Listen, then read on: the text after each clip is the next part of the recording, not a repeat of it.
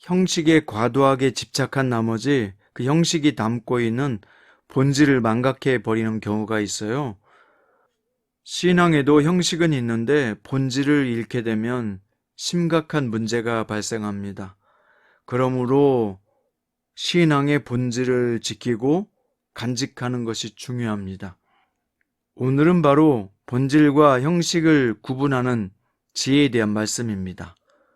오늘 본문은 고린도전서 11장 2절부터 16절이고요. 11절과 12절, 16절 읽겠습니다. 그러나 주 안에는 남자 없이 여자만 있지 않고 여자 없이 남자만 있지 아니하니라. 이는 여자가 남자에게서 난 것 같이 남자도 여자로 말미암아 났음이라. 그리고 모든 것은 하나님에게서 났느니라. 논쟁하려는 생각을 가진 자가 있을지라도 우리에게나 하나님의 모든 교회에는 이런 관례가 없느니라. 아멘. 오늘 말씀의 제목은 본질을 알지 못하면 사소한 일에 목숨을 건다 입니다. 오늘 본문에서 바울은 남자와 여자와의 관계를 설명했는데요. 하나님이 처음에 남자를 지으셨고 남자의 갈비뼈를 취해 여자를 만드셨다는 창조 사건을 근거로 삼고 있습니다. 초대교회 당시 공적 장소에서는 여자들이 천으로 머리를 가리는 것이 관례요 풍습이었습니다. 바울은 여자들이 머리를 가리고 예배하는 것이 하나님과 남자와 여자의 질서를 나타내는 것이라고 말했는데요. 여자의 머리는 남자요, 남자의 머리는 그리스도요, 그리스도의 머리는 하나님이시다 라고 말했습니다. 그러나 이러한 질서가 세상의 주종관계를 나타내는 권력의 개념은 아니에요. 바울은 남자에게서 여자가 난 것 같이 남자도 여자로 말미암아 났고 모든 것은 하나님에게서 났다고 강조합니다. 하나님이 남자와 여자를 만드셨고 그들의 연합을 통해서 생명을 창조하게 하셨습니다. 창조주 하나님과 피조물인 사람과의 관계는 분명한 주종관계죠. 하지만 남자와 여자의 관계는 주종관계가 아니라 서로를 위한 의존적 관계요, 협력적 관계입니다. 그래서 아내는 교회가 그리스도께 복종하듯 복종해야 되고 남편은 그리스도께서 교회를 사랑하듯이 사랑하라 라고 하는 에베소 5장의 바울의 가르침 속에서 이것을 우리는 잘 알 수 있습니다. 바울이 말하는 이런 영적 질서는 성도가 그리스도와 하나님을 온전히 사랑하고 복종하며 모든 사람을 존중하게 평등하게 사랑해야 됨을 교훈하고 있는 것입니다. 또 바울은 공예배 때 여자가 머리를 가리는 문제를 설명하면서 하나님과 그리스도와 남자와 여자와의 영적 질서를 설명했습니다. 머리에 수건을 쓰는 것은 영적 질서의 본질을 담는 그릇과 같은 거예요. 본질은 변하지 않지만 그것을 담고 표현하는 형식은 시대와 장소에 따라 변할 수 있습니다. 바울은 당시 관습을 존중해서 교회에서 여자가 두건을 쓰지 않는 것은 수치스러운 일이라고 권면했습니다. 요즘 보세요. 가톨릭 교회에서는 지금도 이러한 전통을 이어오고 있는데요. 그러나 개신교에서는 그렇지 않습니다. 이것은 바울이 교훈한 영적 질서를 무시하는 것이 아니에요.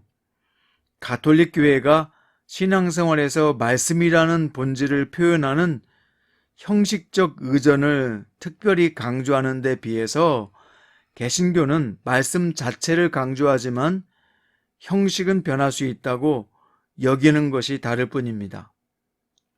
또 개신교 중에서도 침례교는 물속에 잠겼다가 나오는 침례를 강조하고요. 그러나 장로교나 감리교 등에서는 일반적으로 손으로 물을 떠 머리에 붓거나 바르는 형식으로 세례식을 거행합니다. 형식은 달라도 그 의식이 담고 있는 본질은 뭡니까? 회개하고 예수님을 구세주로 고백한 자에게 예수 그리스도의 보혈의 능력으로서 죄사함과 구원이 임했다는 믿음의 고백이 세례인 것입니다. 그러므로 신앙의 본질과 형식을 잘 구분하는 것이 중요한데요. 형식은 다양하고 변할 수 있으나 믿음의 본질은 하나고 영원한 것입니다. 우리가 결코 변하지 말아야 될 본질은 뭘까요? 그것은 바로 예수 그리스도는 우리의 구세주요, 성부와 성자와 성령은 한 분이시다 라고 하는 중요한 본질입니다. 신앙의 본질이 아닌 형식의 차이로 인해서 교회 안에서 분열하고 기독교인들끼리 서로 정죄하는 일들이 발생하고 있습니다. 참으로 어리석은 행동입니다. 성도와 교회는 신앙의 본질은 철저하게 지키되 다양한 형식을 인정하고 그리스도 안에서 다른 여러 성도와 교파도 포용함으로써 성령이 하나 되게 하신 것을 굳게 지키는 믿음의 지혜가 있어야 합니다. 말씀의 결론입니다. 교회 역사를 보면 형식이 달라 서로 적대하고 분열한 일들이 너무나 많이 있었습니다.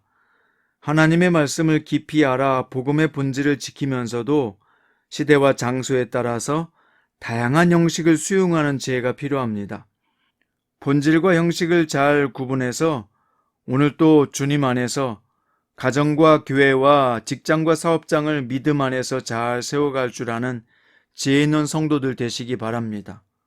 오늘 여러분과 저에게 신앙의 본질과 형식을 구분하는 지혜가 있기를 주님의 이름으로 축원드립니다. 기도드립니다. 사랑하는 주님 감사합니다.